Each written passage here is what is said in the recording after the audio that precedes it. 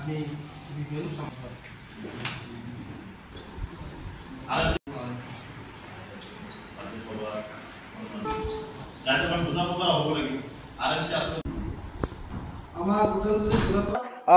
আজিৰ সভাৰ প্ৰস্তাৱ মৰ্মে আমাৰ RMC ফালৰ পৰা UPPL দলৰ প্ৰতি থকা যি নৈতিক সমৰ্থন আছিল আজি আমি প্ৰস্তাৱ মৰ্মে সেই সমৰ্থন প্ৰত্যাহাৰ কৰিলোঁ।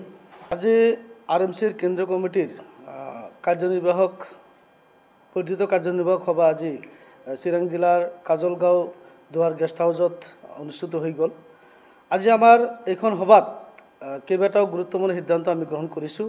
এক নম্বৰ চাওক, BTC অঞ্চলত থকা ধৰ্মীয় সংখ্যালঘু মুছলমান ৰাইজৰ বিভিন্ন সমস্যা, ভূমিহীন লোকক ভূমিপট্টা প্ৰদান কৰা, BTC গঠন হোৱাৰ বা 2003 চনৰ পূৰ্বৰ পৰা যিসকল লোক BTCত বসবাস কৰি আছে, জনে য'ত আছে তাতেই থকাৰ ব্যৱস্থা কৰি দি যি উচ্ছেদৰ জ্বলন্ত সমস্যা আছিল সেই সমস্যা সমাধান কৰা, লগতে ৰাজনৈতিকভাৱে প্ৰমোদ বড়ো নেতৃত্বাধীন UPPL চৰকাৰত আমাৰ মুছলমান সম্প্ৰদায়ৰ পৰা এজন জনপ্ৰতিনিধি EM বা GM নমিনেট কৰা আদি আৰ্থসামাজিক শৈক্ষিক বিভিন্ন উন্নয়নৰ দিশত কেইবালানি বা কেইবাদফীয়া চৰ্ত সাপেক্ষে যোৱা 2021 চনত এইখন গেষ্ট হাউচতেই আমি UPPL দলক সমৰ্থন RMC ফালৰ পৰা নৈতিক সমৰ্থন আগবঢ়াইছিলোঁ। কিন্তু চাওক, আজি UPPL চৰকাৰৰ প্ৰমোদ বড়ো নেতৃত্বাধীন UPPL চৰকাৰৰ কাৰ্যকাল ইতিমধ্যে সমাপ্তই হৈছে বুলি ক'ব পাৰি। কিন্তু তেওঁলোকে আমাৰ BTC অঞ্চলত থকা ধৰ্মীয় সংখ্যালঘু ৰাইজৰ যিবোৰ জ্বলন্ত সমস্যা, সেই সমস্যাবোৰ তেওঁলোকে কোনো ধৰণৰ গুৰুত্ব আৰোপ নকৰাকৈ বা তেওঁলোকে এটা কামো নকৰিলে। গতিকে আমি আৰু চাওক, ইভেণ্ট কি তেওঁলোকে এইবাৰ আকৌ ভুৱা প্ৰতিশ্ৰুতিৰে অহা আগন্তুক BTC নিৰ্বাচনত তেওঁলোকে পুনৰবাৰ জিকাৰ যি সপোন দেখিছে সেই সপোন কিন্তু তেওঁলোকৰ দিঠকত পৰিণত হ'ব। গতিকে আজিৰ সভাৰ প্ৰস্তাৱ মৰ্মে আমাৰ RMC ফালৰ পৰা UPPL দলৰ প্ৰতি থকা যি নৈতিক সমৰ্থন আছিল আজি আমি প্ৰস্তাৱ মৰ্মে সেই সমৰ্থন প্ৰত্যাহাৰ কৰিলোঁ।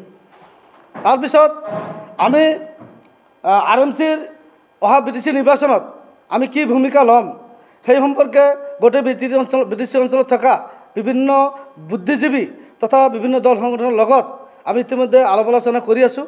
গতিকে আলাপ আলোচনাৰ অন্তত আমি কিবা এটা সিদ্ধান্ত ল'বলৈ গৈ আছোঁ আৰু সেই সিদ্ধান্ত মৰ্মেই বা বিভিন্ন বুদ্ধিজীৱীসকলৰ পৰামৰ্শ মতে আমি অহা দিনত আগবাঢ়ি যাম। তো যিয়ে নহওক, আজি আৰু এটা কথা আমি ক'বলৈ বিচাৰিছোঁ যে এই পৰামৰ্শটো আমি আজি সাংগঠনিক দিশত এটা সিদ্ধান্ত ইয়াত গ্ৰহণ কৰিছোঁ যে প্ৰত্যেকখন RMCৰ জিলা কমিটিৰ হতুৱাই প্ৰত্যেকখন জিলাত আমি এখনকৈ বুদ্ধিজীৱী তথা সচেতন মহলক লৈ এখনকৈ বৃহৎ সাধাৰণ সভাৰ জৰিয়তে আমি মিটিং পাতি পৰামৰ্শ গ্ৰহণ কৰিম বুলি আজিৰ সভাত আমি সিদ্ধান্ত গ্ৰহণ কৰিছোঁ।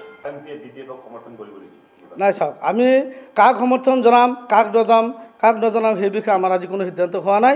আমি অহা দিনত গোটেই BTC অঞ্চলত থকা বুদ্ধিজীৱীসকলৰ লগত ইতিমধ্যে আমি আলাপ আলোচনা কৰি আছোঁ। বিভিন্ন দল সংখ্যালঘু দল সংগঠনবিলাকৰ লগত আমি আলাপ আলোচনা কৰি আছোঁ।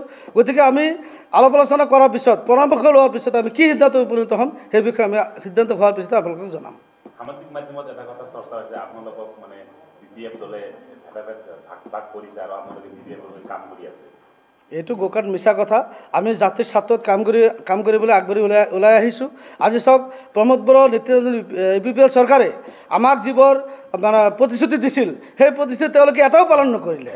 গতিকে আমি তেওঁলোকৰ লগত থকাৰ আজিৰ তাৰিখত আমাৰ কোনো আস্থা বা তেওঁলোকৰ প্ৰতি আমাৰ কোনো ভৰসা নাই। গতিকে আমি তেওঁলোকৰ পৰা আঁতৰি আহিছোঁ আৰু আজিৰ তাৰিখত আমি ৰাইজৰ স্বাৰ্থক গুৰুত্ব দি পেলাই নিৰপেক্ষ যি আমাৰ অৰাজনৈতিক যি চৰিত্ৰ সেইটো অক্ষুণ্ণ ৰাখি পেলাই আমি কাম কৰি যাম।